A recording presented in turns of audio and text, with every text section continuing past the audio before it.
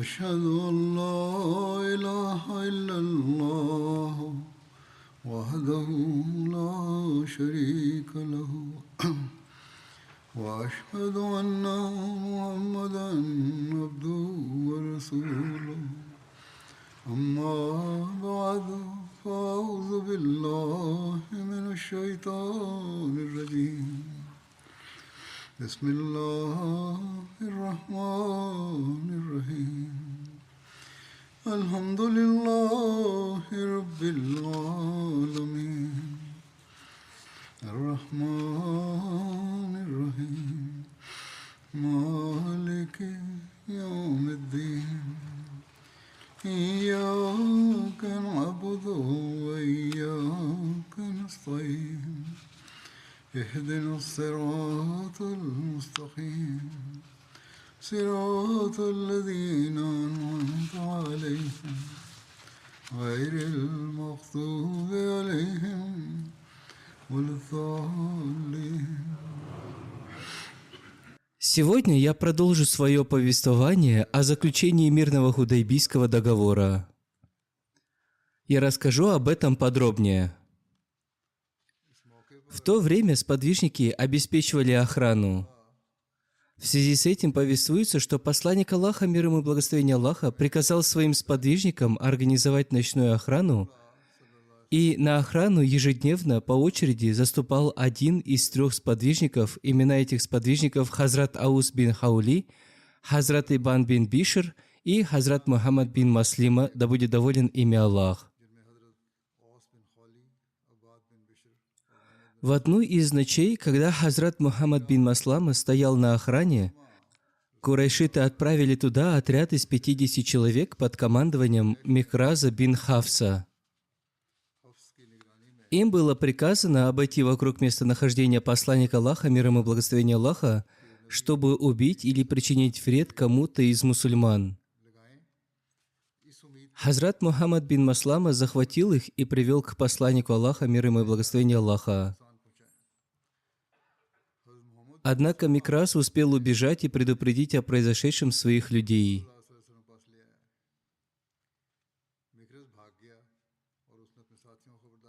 Так исполнились слова посланника Аллаха, мир ему и благословение Аллаха, как я уже говорил об этом в своей предыдущей проповеди, о том, что Микрас был обманщиком.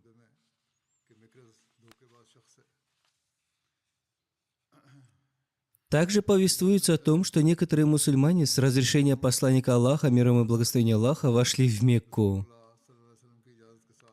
Среди них были Курс бин Джабир Фухри, Абдулла бин Сухайль, Абдулла бин Хузайфа Сахми, Абу Рум бин Умейр, Абдри, Аяш бин Аби Рабия, Хишам бин Аяс, Абу Хатиб бин Амр, Умейр бин Вахаб, Хатиб бин Аби Балта и Абдулла бин Уммайя. Они вошли в Мекку под защитой Хазрата Усмана, да будет доволен им Аллах. Также повествуется, что они вошли в Мекку тайно. Существуют разные повествования об этом. Когда курайшиты узнали об этом, они взяли этих мусульман в плен.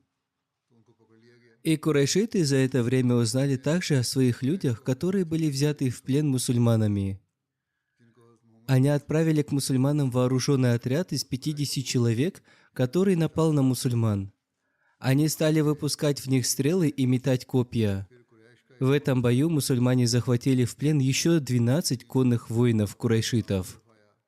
Среди мусульман мученическую смерть обрел Хазрат Ибн Занин. Он был убит стрелой из лука.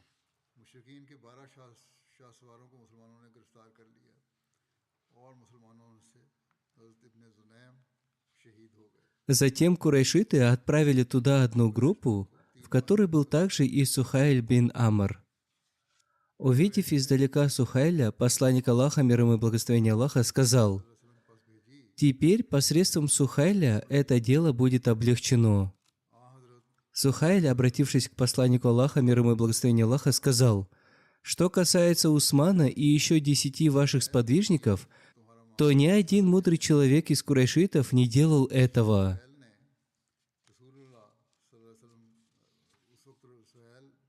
Когда мы узнали об этом, нам было неприятно. Мы вообще ничего не знали об этом. Так поступили дерзкие люди. Поэтому и вы верните нам тех, кого вы дважды взяли в плен». Посланник Аллаха, мир ему и благословение Аллаха, ответил: «Я не освобожу их до тех пор, пока вы не освободите моих людей». Курайшиты пообещали освободить их, и в итоге Хазрат Усман и еще 10 сподвижников были освобождены. После этого посланник Аллаха, мир ему и благословение Аллаха, тоже освободил всех курайшитов, которые были взяты в плен мусульманами. Я уже говорил в своей предыдущей проповеди о том, как Хазрат Усман попал в плен к неверным. Когда посланник Аллаха, мир ему и благословение Аллаха, узнал об этом, он принял у своих сподвижников баят, обет преданности, который стал известен как баят Туризван, баят довольства. Когда курайшиты узнали об этом баяте, они сильно испугались, что посланник Аллаха, мир ему и благословение Аллаха, принял клятву у всех мусульман. Мудрые люди из числа курайшитов сказали ему, что будет лучше заключить мирный договор. То есть им нужно было заключить мирный договор в этом году, и на следующий год они могли остаться в Мекке на 3 дня. Их мог сопровождать только один конный воин, и ему было разрешено иметь при себе оружие. То есть все их мечи должны были находиться в ножнах. Кроме этого, у них не должно было быть никакого оружия. После консультации курайшиты во второй раз отправили к посланнику Аллаха, мир ему и благословение Аллаха, Сухайля бин Амра. Его сопровождали Микрас бин Хафс и Хувейтаб бин Абдуль-Аза. Они прибыли к посланнику Аллаха, мир ему и благословение Аллаха, со следующим предложением: «В этом году вы должны вернуться обратно, не совершив умры, чтобы арабы не говорили о том, что мусульмане силой и против воли курайшитов вошли в Мекку. И на следующий год приезжайте сюда для совершения умры». Когда Сухайль появился там, посланник Аллаха, мир ему и благословение Аллаха, увидев его издалека, сказал: «Если курайшиты снова прислали этого человека, значит, они намерены заключить с нами мирный договор».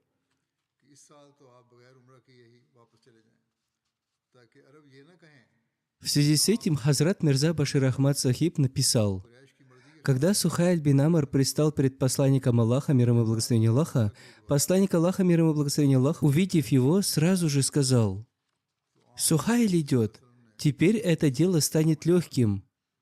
Как бы то ни было, Сухайль пришел и сказал: «Идемте, забудьте этот долгий спор, мы готовы заключить соглашение». Посланник Аллаха, мир ему и благословение Аллаха, сказал: «Мы тоже». После этого посланник Аллаха, мир ему и благословение Аллаха, позвал своего секретаря, Хазрата Али, да будет доволен им Аллах. И поскольку обсуждение общих условий договора уже состоялось, детали должны были быть согласованы по ходу обсуждения. Как только прибыл писец, посланник Аллаха, мир ему и благословение Аллаха, сказал: «Пиши: во имя Аллаха Всемилостивого Милосердного, оставаясь бдительным в защите прав курайшитов и их чести».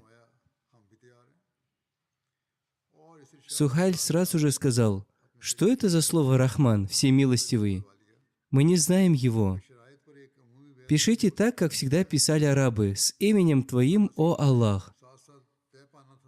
С другой стороны, для мусульман это был вопрос национальной гордости и религиозного рвения. Они сразу же насторожились и стали говорить: «Мы напишем с именем Аллаха». Но посланник Аллаха, мир ему и благословение Аллаха, заставил мусульман замолчать, сказав: «Это не важно, в этом нет никакой проблемы. Пишите так, как говорит Сухайль». Так были написаны слова: «С именем Твоим, о Аллах». Затем посланник Аллаха, мир ему и благословение Аллаха, сказал: «Пишите: это договор, который заключил Мухаммад, посланник Аллаха». Сухайль снова вмешался, сказав: «Мы не позволим тебе написать слова посланника Аллаха. Ведь если мы признаем, что ты посланник Аллаха, то весь этот спор будет исчерпан, и мы не будем иметь права препятствовать тебе и воевать с тобой. Поэтому, по нашему обычаю, напишите только: Мухаммад ибн Абдуллах заключил этот договор». Посланник Аллаха, мир ему и благословение Аллаха, сказал: «Принимаете вы это или нет, но я посланник Аллаха. Однако, поскольку я также Мухаммад бин Абдуллах, то делайте так, как хотите, можете написать Мухаммад бин Абдуллах заключил этот договор. Однако в это время Хазрат Али, да будет доволен им Аллах, писец посланника Аллаха, мир ему и благословение Аллаха, уже написал слова «Мухаммад, посланник Аллаха». Посланник Аллаха, мир ему и благословение Аллаха, попросил Хазрат Али, да будет доволен им Аллах, стереть слово «Мухаммад, посланник Аллаха» и написать вместо них «Мухаммад бин Абдуллах». Однако это вызвало у него сильные эмоции, и Хазрат Али с негодованием сказал: «О посланник Аллаха, я никогда не сотру слова «посланник Аллаха» рядом с твоим именем». Увидев неконтролируемое состояние Хазрата Али, да будет доволен им Аллах, посланник Аллаха, мир ему и благословение Аллаха, сказал: «Хорошо, если ты не сотрешь их из договора, то отдай его мне, я сам сотру их». Тогда посланник Аллаха, мир ему и благословение Аллаха, взял пергамент с текстом договора в свои руки и, спросив, где находятся слова посланника Аллаха, стер их своей рукой и написал вместо них слова «Ибн Абдуллах». После этого посланник Аллаха, мир ему и благословение Аллаха, написал: «Мы договорились, что жители Мекки не будут препятствовать нам совершать обход вокруг Байтуллах, дома Аллаха». Сухайль сразу же сказал: «Клянусь Аллахом, в этом году это невозможно, иначе мы опозоримся перед арабами. Тем не менее, вы можете прийти в следующем году и совершить обход вокруг Каабы». Посланник Аллаха, мир ему и благословение Аллаха, сказал: «Хорошо, запиши это».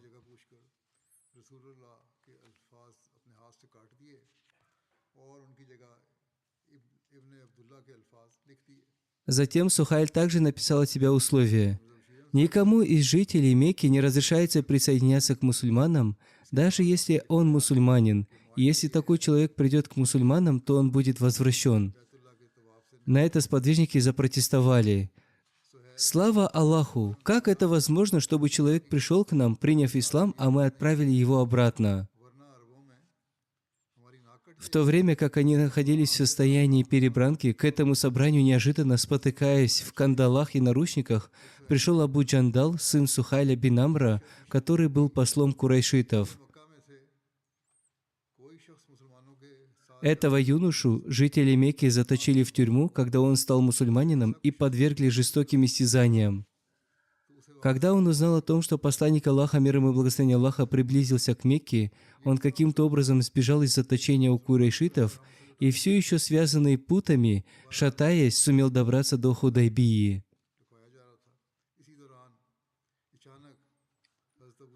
Кстати, он добрался туда, в то время, когда его отец выдвинул условия. Каждый человек, пришедший к мусульманам из жителей Мекки, даже если он мусульманин, должен быть возвращен. Абу Джандал бросился к мусульманам и с большой болью воскликнул: «О вы, мусульмане! Я подвергаюсь этим мучениям только за то, что принял ислам. Спасите меня ради Аллаха!» Увидев это, мусульмане стали метаться от безысходности, но Сухайль продолжал настаивать на своем и сказал посланнику Аллаха, мир ему и благословение Аллаха: «Согласно этому договору, первое мое требование к тебе – вернуть мне Абу Джандала».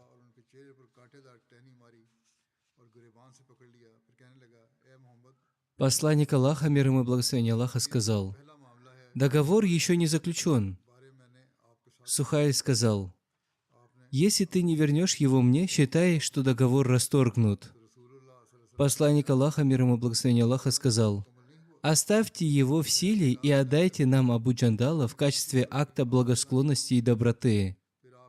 Сухайль сказал: «Нет, никогда». Посланник Аллаха, мир ему и благословение Аллаха, сказал: «Сухайль, не упрямься, послушай меня в этом вопросе». Сухайль сказал: «Я не могу принять этого ни в коем случае». После этого Абу Джандал снова закричал: «О вы, мусульмане! Неужели ваш брат-мусульманин должен быть отправлен обратно к идолопоклонникам после того, как он претерпел такие жестокие мучения?» Посланник Аллаха, мир ему и благословение Аллаха, некоторое время молчал, а затем с болью сказал: «О Абу Джандал, будь терпелив, обрати свой взор к Богу, ибо только Он способен освободить тебя и твоих слабых братьев-мусульман. В данный момент мы связаны обстоятельствами, потому что мы уже заключили соглашение с жителями Мекки и не можем действовать в нарушении этого договора. आवाज बुलंद करके फरमाया, ए अबू जंदल, सब्र कर और सवाब की उम्मीद रख। बेशक अल्लाह ताला तेरे लिए और तेरे कमजोर साथियों के लिए कुशादगी और नजात का रास्ता पैदा कर। Здесь также упоминается о страсти Хазрата Умара, да будет доволен им Аллах. और हमने इनको और Повествуется, что мусульманам не понравились такие условия договора, они были разгневаны. इस मौके पर Сухайль без этих условий отказался заключать с ними договор. Когда была достигнута договоренность по всем вопросам договора и осталось лишь записать их на бумаге, Хазрат Умар бин Хаттаб, да будет доволен им Аллах, пришел к посланнику Аллаха, мир ему и благословение Аллаха, и сказал: «О посланник Аллаха, разве мы не на истине, а неверующие не в заблуждении?» Посланник Аллаха, мир ему и благословение Аллаха, сказал: «Да, это верно».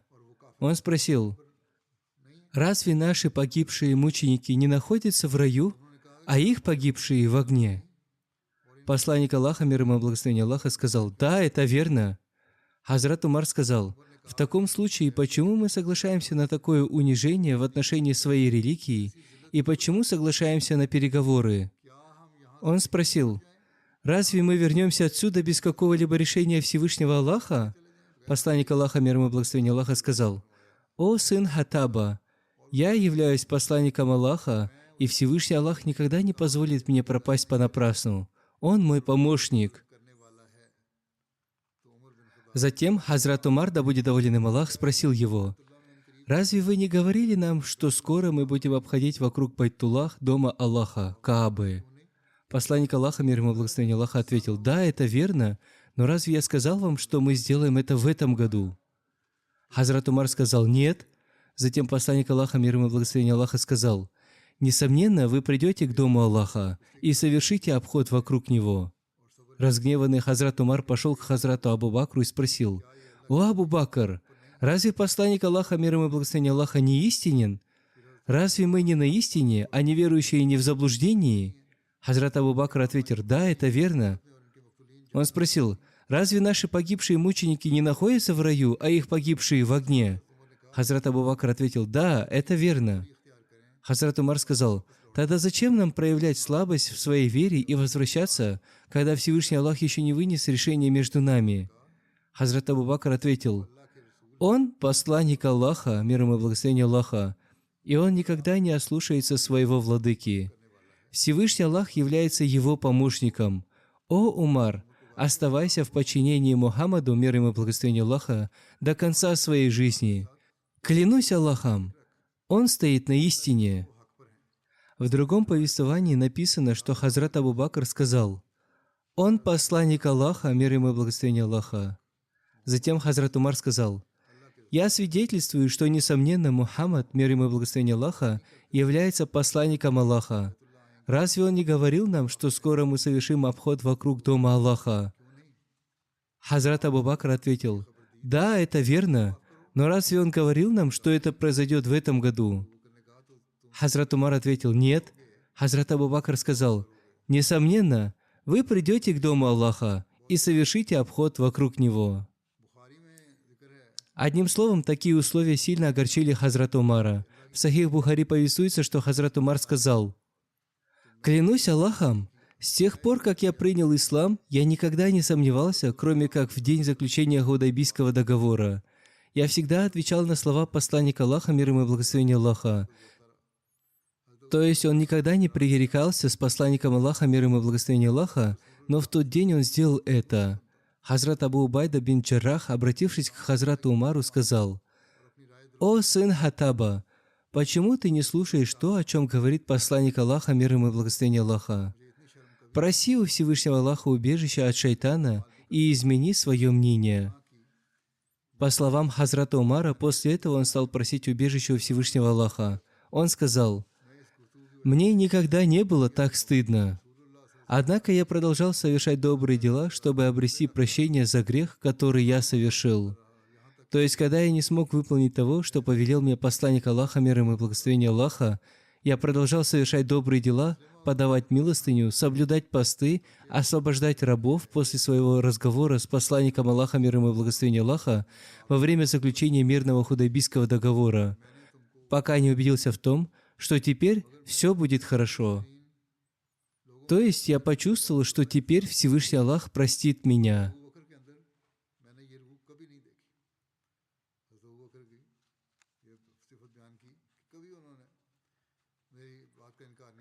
Хазрат обетованный реформатор, да будет доволен им Аллах, описал это событие следующим образом.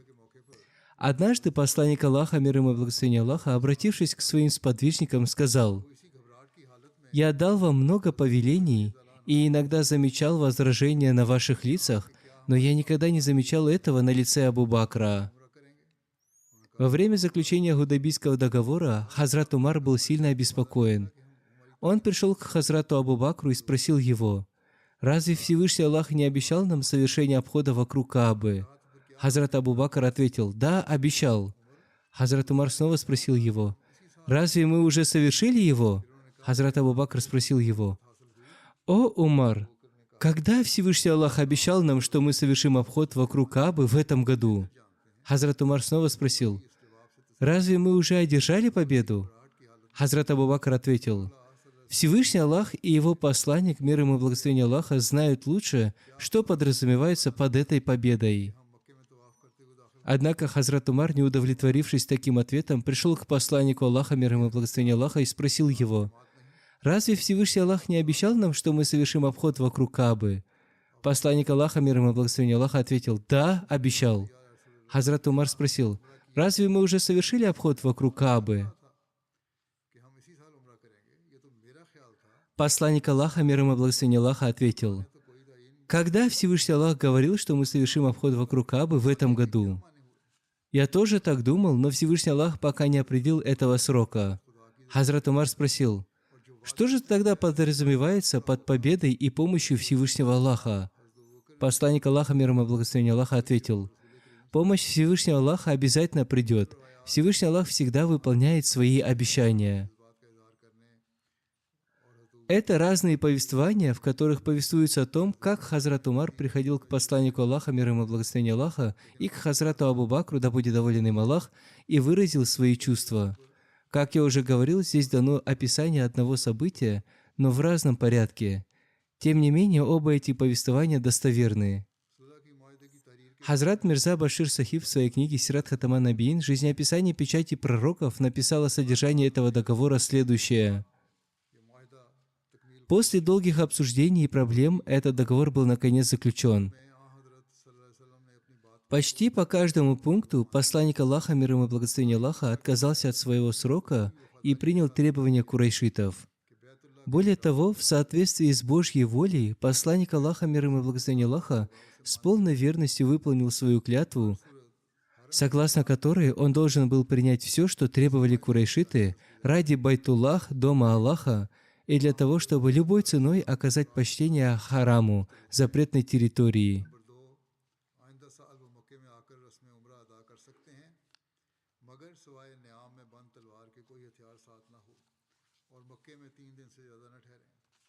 Условия этого договора были следующими. Первое. Посланник Аллаха, мир ему и благословение Аллаха, и его сподвижники должны будут вернуться в Медину в этом году. Второе. В следующем году им будет разрешено войти в Мекку и совершить обряд умры, но кроме меча в ножнах им не будет разрешено брать с собой никакого оружия. Кроме того, они не должны будут оставаться в Мекке более 3 дней. Третье. Если кто-либо из жителей Мекки придет в Медину, даже если он будет мусульманином, посланник Аллаха, мир ему и благословение Аллаха, не должен предоставлять ему защиту в Медине и должен вернуть его обратно. В связи с этим в Сахих Бухари повествуется следующее. Если к вам придет человек из нас, вы должны вернуть его. Однако, если мусульманин покинет Медину и придет в Мекку, его не вернут. В другом повествовании говорится, что если кто-либо из жителей Мекки придет в Медину без разрешения своего вали или опекуна, то он должен быть возвращен. Четвертое. Среди племен Аравии то племя, которое желало вступить в союз с мусульманами, могло это сделать, а то племя, которое желало вступить в союз с жителями Мекки, тоже могло это сделать. Пятое. Этот договор будет заключен на 10 лет, и на это время война между курайшитами и мусульманами будет приостановлена. Этот договор был записан в 2 экземплярах, и многие уважаемые люди в качестве свидетелей поставили на нем свои подписи. Среди мусульман были Хазрат Абу Бакр, да будет доволен им Аллах, Хазрат Умар, да будет доволен им Аллах, Хазрат Усман, да будет доволен им Аллах, который к тому времени вернулся из Мекки, Абдурахман бин Ауф, да будет доволен им Аллах, Саад бин Вакас, да будет доволен им Аллах, и Абу Убайда, да будет доволен им Аллах. После заключения соглашения Сухайль бин Амр взял 1 экземпляр договора и вернулся в Мекку, а 2 экземпляр остался у посланника Аллаха, мир ему и благословение Аллаха.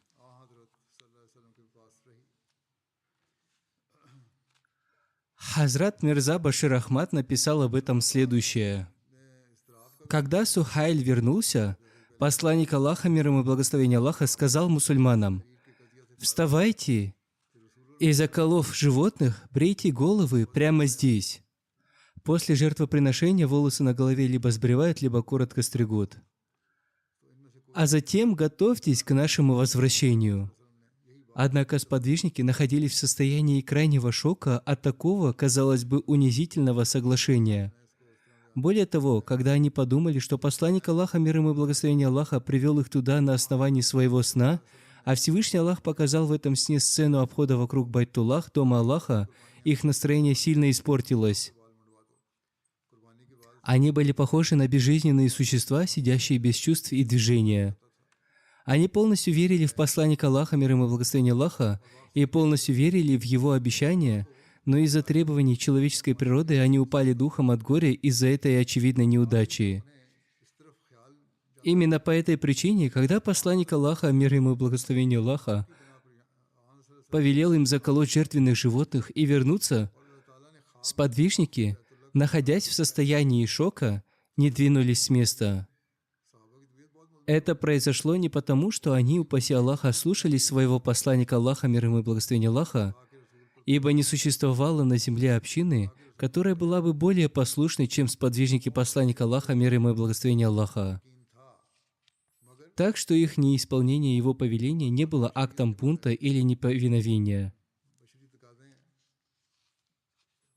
Скорее, это было вызвано тем, что чувство горя и очевидного позора парализовало их.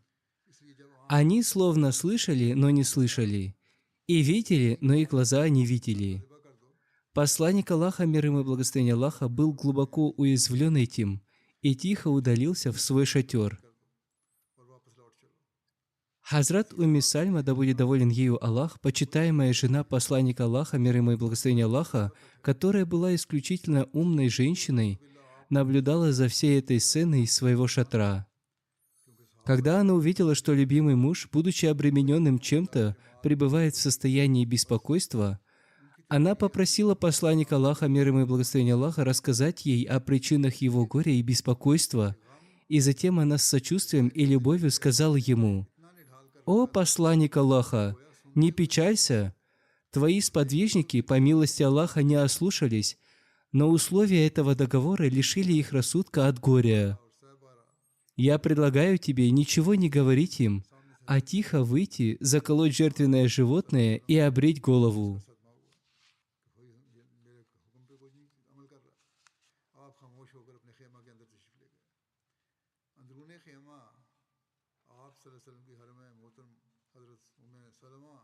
Ваши сподвижники сами по себе последуют вашему примеру. Посланник Аллаха, мир ему и благословение Аллаха, был доволен этим советом. Не говоря ни слова, посланник Аллаха, мир ему и благословение Аллаха, заколол свое животное и начал брить голову. Когда сподвижники увидели эту сцену, то, подобно тому, как спящий человек внезапно просыпается от шума и тому подобного, они были поражены этим и пробудились. Поэтому они начали в выступлении закалывать своих животных и брить головы друг другу. Однако горе сделало их в то время настолько беспокойными, что, как повествует рассказчик, положение дел было таково, что существовала опасность того, что, брея головы друг другу, сподвижники могли случайно поранить друг друга. ये तजवीज़ पसंद आई और आपने बाहर Как бы то ни было, совет Хазрат Умми Сальмы, да будет доволен ею Аллах, увенчался успехом, и после того, как благословенные слова посланника Аллаха, мир ему и благословение Аллаха, временно оставались безответными, его поступок внезапно пробудил его последователей, которые в то время неподвижно сидели.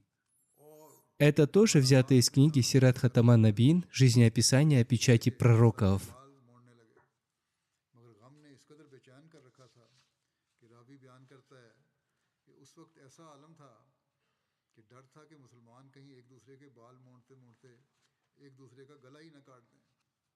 बहरहाल हज़रत उम्मे सलमा की तजवीज़ का Когда посланник Аллаха, мир ему и благословение Аллаха, заколол в Худайбии своего верблюда, верблюд Абу Джахля, который был получен в качестве трофея в битве при Бадре, сбежал с пастбища.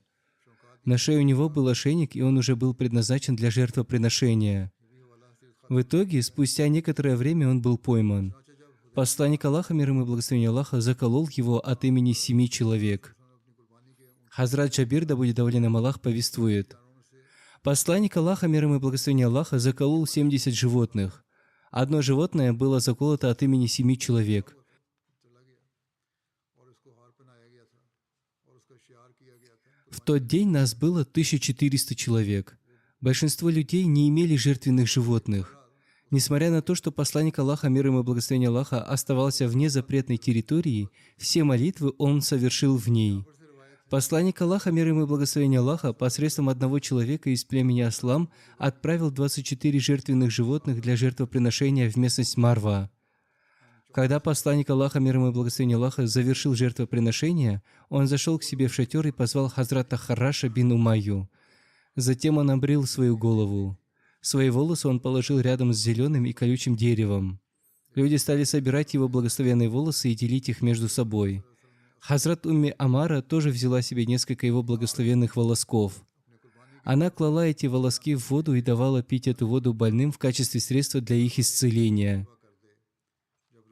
Повествуется, что некоторые больные не только полностью выздоравливали, но и обретали благословение. Сподвижники тоже стали брить головы друг другу. सर का हल्क करवाया और अपने बालों को एक जानब में सब्ज़ खारदार दरख्त के ऊपर डाल दिया। Некоторые мусульмане обрили головы, другие просто постриглись. Среди них были Хазрат Усман и Хазрат Абу Катада, да будет доволен ими Аллах. लिए उन्हें पानी में डालते हैं और मरीज को पिलाते हैं इलाज के Посланник Аллаха, мир ему и благословение Аллаха, высунув свою голову из шатра, сказал: «Да помилует Всевышний Аллах тех, кто обрели свои головы». Его спросили: «Что будет с теми, кто просто подстригся?»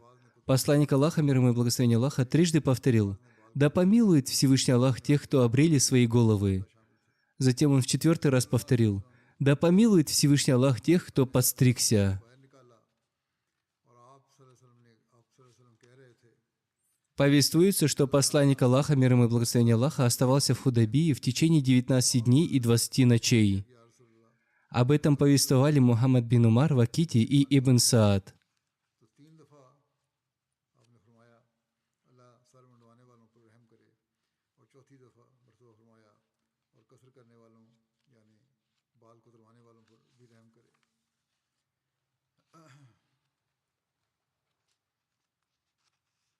रिवायत है कि रसूलुल्लाह सल्लल्लाहु अलैहि वसल्लम हुदैबिया में 19 दिन तक मुकीम रहे। В связи с этим Хазрат Мирза Башир Ахмад Сахиб написал: совершив жертвоприношение, посланник Аллаха, мир ему и благословение Аллаха, повелел возвращаться в Медину. В то время прошло чуть меньше 20 дней с тех пор, как посланник Аллаха, мир ему и благословение Аллаха, прибыл в Худайбию. Во время обратного пути, когда посланник Аллаха, мир ему и благословение Аллаха, достиг Кира Уль-Гамима, близ Усфана, и наступила ночь, посланник Аллаха, мир ему и благословение Аллаха, собрал всех сподвижников и объявил: «Этой ночью мне была открыта сура, и она для меня дороже всех вещей этого мира. Она гласит следующее: मुझे दुनिया की सब चीज़ों से ज़्यादा महबूब है और वो ये है इन्ना फताहना लका फतन मुबीना लियगफिरा लका يغفر لك الله ما تقدم من ذنبك وما تأخر ويتم نعمته عليك ويهديك صراطا مستقيما وينصر. Это со 2 по 4 аяты суры Аль-Фатх. Далее, 28 аят этой суры гласит: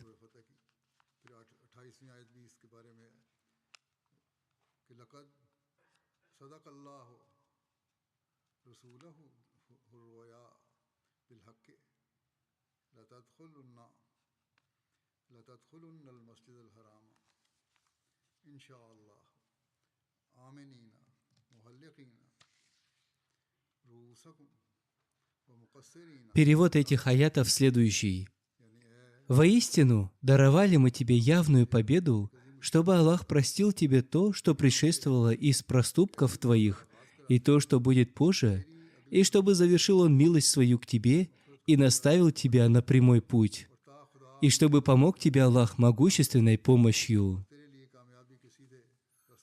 Воистину, оправдал Аллах посланнику своему сновидение его поистине. Несомненно, войдете вы в Аль-Масджидуль-Харам, священную мечеть, если Аллаху будет угодно, будучи в безопасности, обрев головы ваши и укоротив волосы, и не будете вы бояться. И знал Он то, чего вы не знали, и предопределил Он близкую победу помимо этого».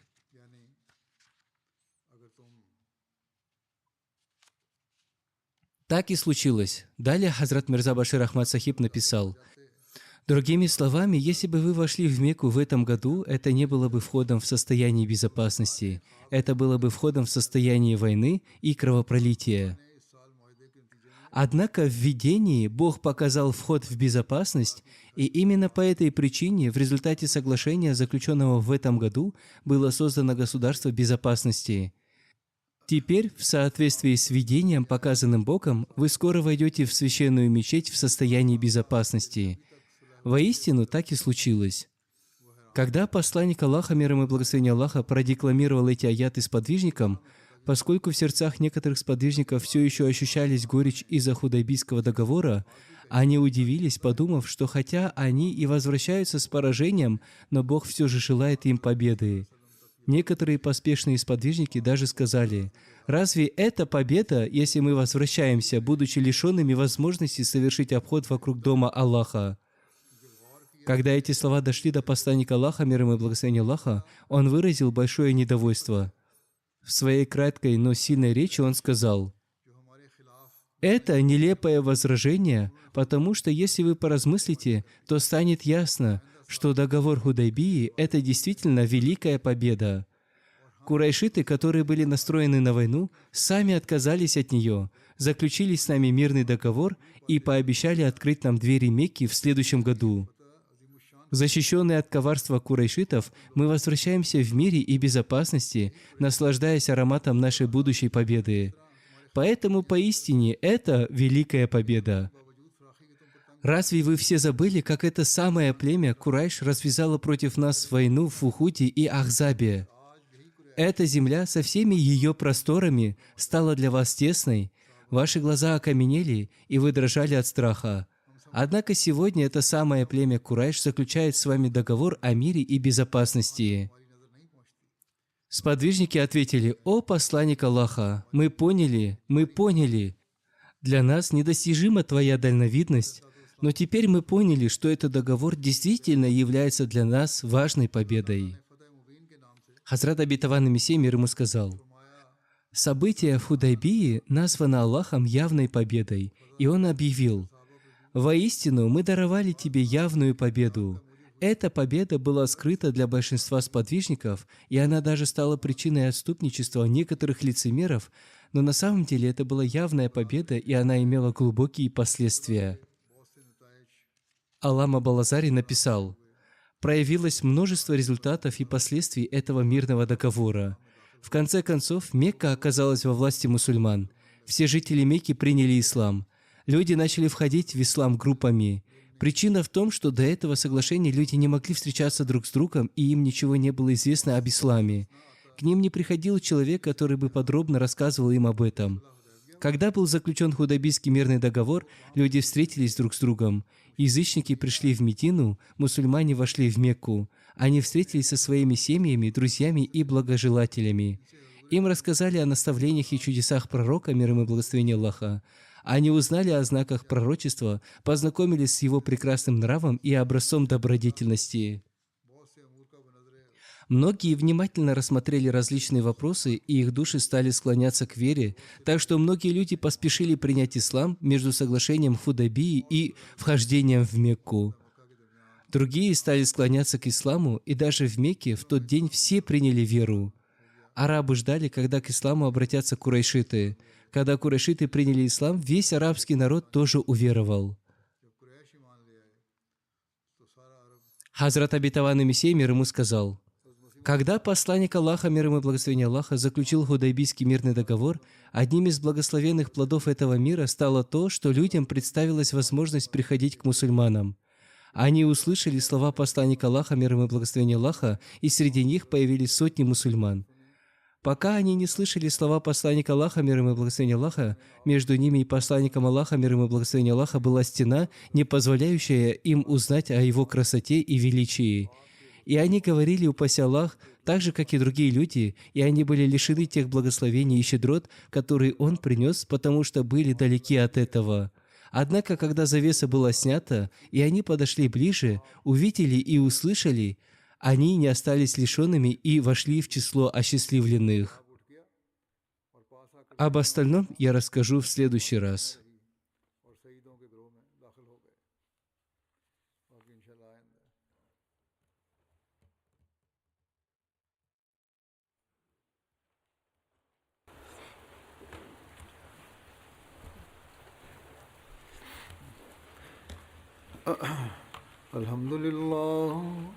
الحمد لله نحمده ونستعينه ونستغفره ونؤمن به ونتوكل عليه ونعوذ بالله من شرور أنفسنا ومن سيئات أعمالنا من يهده الله فلا مضل له ومن يضلل فلا هادي له ونشهد أن لا إله إلا الله ونشهد أن محمدا عبده ورسوله عباد الله رحمكم الله إن الله يأمر بالعدل والإحسان وإيتاء ذي القربى وينهى عن الفحشاء والمنكر والبغي